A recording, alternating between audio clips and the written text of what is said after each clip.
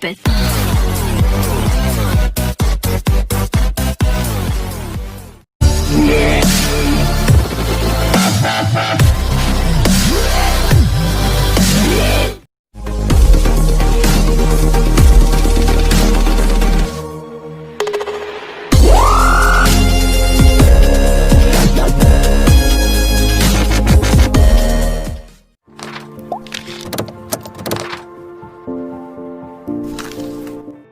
Assalamualaikum warahmatullahi wabarakatuh. Bagaimana kabarnya anakku sekalian? Alhamdulillah, semoga semua dalam keadaan sehat walafiat. Untuk itu teman-teman sekalian, sebelum mulai pelajaran jangan lupa siapkan bukunya dan juga alat tulisnya. Jangan lupa sarapan dan pastikan bahwa kalian sudah melakukan pembiasaan di pagi hari, sholat duha, qiraati, dan juga tahfiznya. Materi kita kali ini tema 2, selalu berhemat energi, subtema 3, energi alternatif, dan sub pembelajaran 1 dan 2. Adapun muatan pelajaran kita kali ini yaitu Bahasa Indonesia, IPA, IPS, dan SBDP serta PPKN. Tujuan pembelajaran Bahasa Indonesia, siswa mampu mempraktekkan teks petunjuk yang dibaca. Dan untuk SBDP, siswa mampu menyanyikan lagu Aku Anak Indonesia dengan tempo yang sesuai dengan tinggi rendah nada yang benar. Tujuan pembelajaran IPA yaitu siswa mampu menjelaskan pengertian energi alternatif. Siswa mampu menunjukkan sumber energi alternatif dalam kehidupan sehari-hari. Dan yang ketiga, siswa mampu menjelaskan keuntungan menggunakan sumber energi alternatif bagi kehidupan. Dan tujuan pembelajaran IPS yaitu siswa mampu mengidentifikasi sumber daya alam di daerah tempat tinggalnya dan manfaatnya sebagai energi alternatif. Sedangkan PKN yaitu siswa mampu mendiskusikan pelaksanaan hak dan kewajiban masyarakat di lingkungan sekitarnya terkait hemat energi. Kita memerlukan energi untuk melakukan pekerjaan seperti memanjat, mengangkat beban berat, berjalan, dan lain-lainnya. Dengan demikian, kemampuan untuk melakukan suatu pekerjaan disebut dengan energi. Sebagian besar energi yang kita gunakan berasal dari bahan bakar minyak bumi dan batu bara yang biasa disebut dengan bahan bakar fosil. Sedangkan bahan bakar fosil merupakan energi yang terbatas persediaannya dan sifatnya tidak dapat diperbaharui. Untuk itu, menghindari kelangkaan energi bahan bakar fosil yaitu dengan cara menghemat energi dan mencari sumber energi alternatif yang dapat menggantikan bahan bakar fosil, yaitu energi yang tidak cepat habis dan bersifat dapat diperbaharui. Contoh sumber energi alternatif sebagai berikut. Yang pertama, matahari, yaitu energi yang diperoleh dari sinar dan panas matahari disebut energi surya. Energi surya digunakan oleh tumbuhan hijau untuk membuat makanan yang disebut dengan fotosintesis.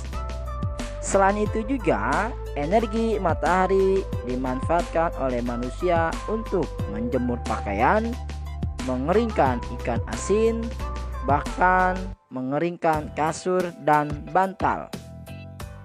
Energi matahari dapat dikelola menjadi sumber energi listrik yang menggunakan panel surya.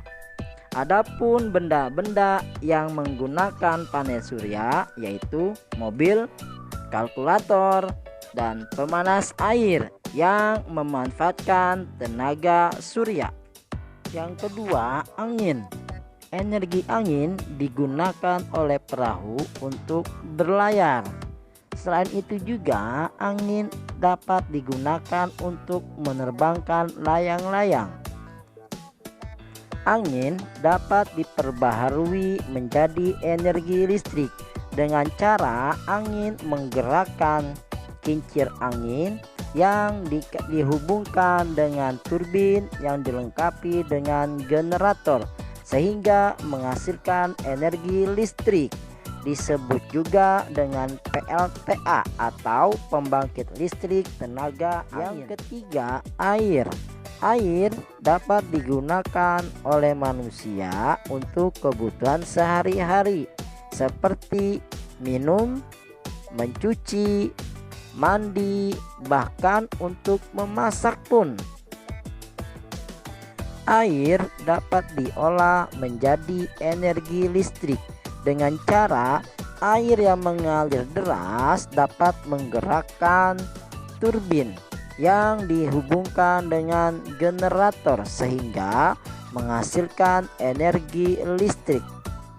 Seperti halnya air yang ada di pegunungan atau air terjun, dan juga air yang ada di waduk yang dapat mengalirkan turbin ataupun yang menggerakkan turbin sehingga menghasilkan energi listrik.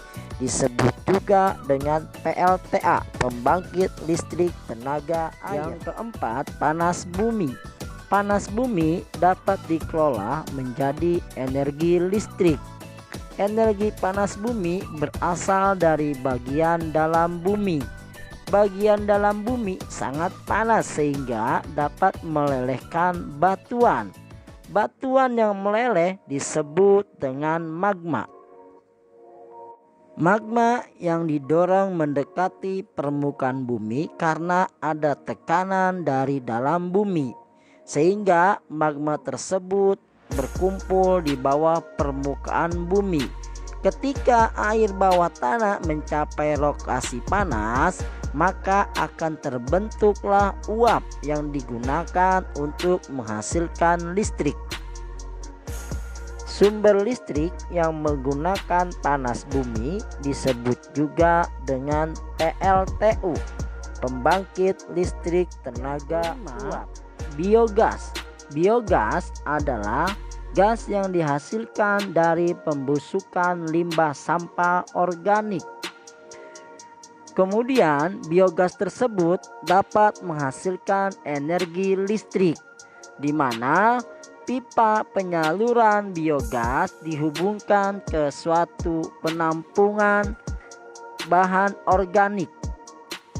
Biogas yang keluar dari pipa dimanfaatkan untuk menggerakkan turbin yang akan menghasilkan energi listrik.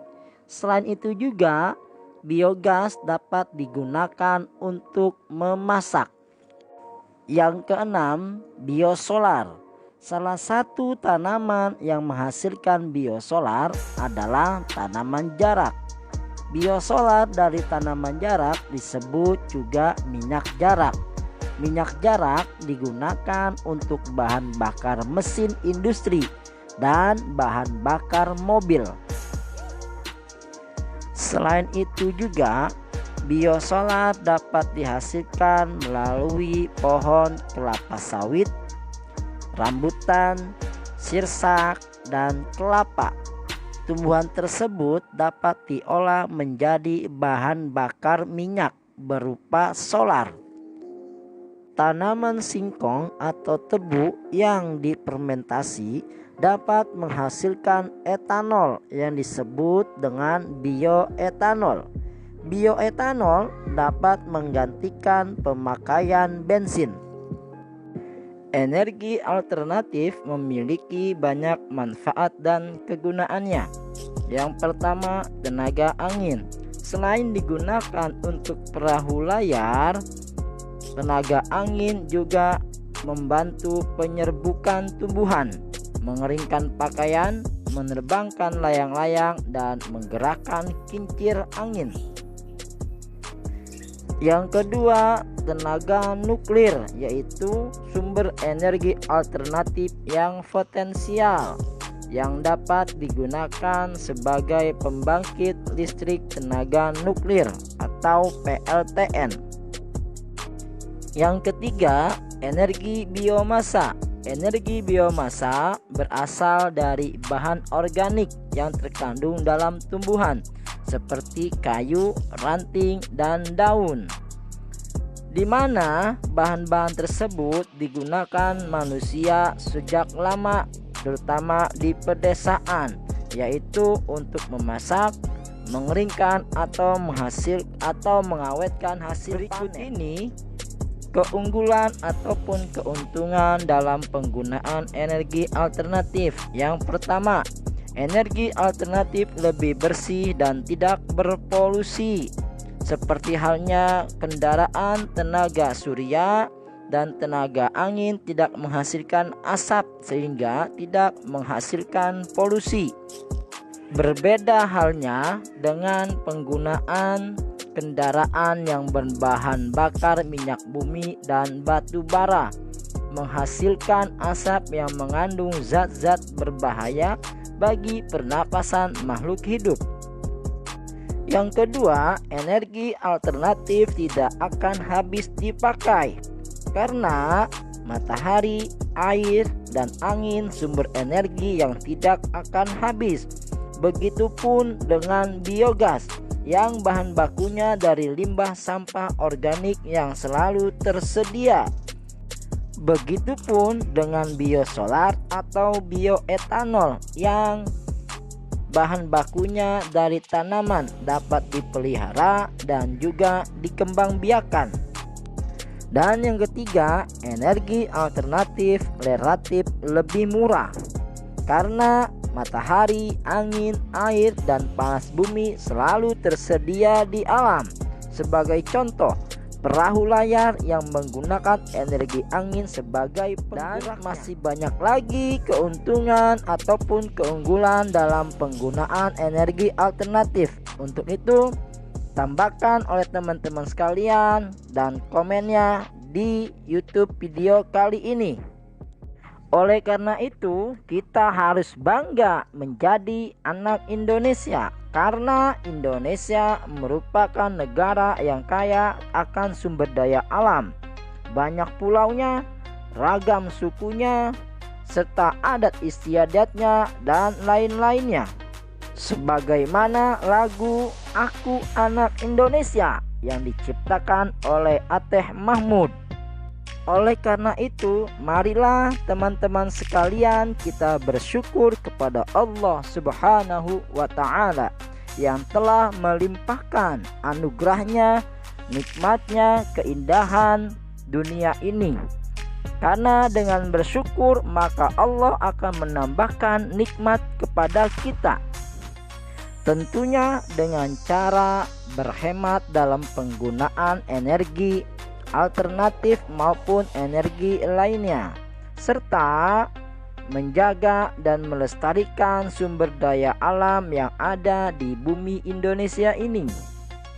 Tentunya dengan memperhatikan hak dan kewajiban kita sebagai warga negara Indonesia terhadap penggunaan sumber daya alam ataupun penggunaan sumber energi yang ada di bumi Indonesia ini, sebagaimana yang telah kita sampaikan materi pada beberapa hari lalu tentang hak dan kewajiban kita terhadap sumber daya alam Indonesia. Tugas untuk kalian untuk pembelajaran 1, buka buku Mahir tematik 4B halaman 65 dan halaman 66. Dan untuk tugas pembelajaran 2 masih di buku Mahir tematik 4B, yaitu halaman 69 hingga halaman 70. Kirim tugas kalian ke guru kalian masing-masing.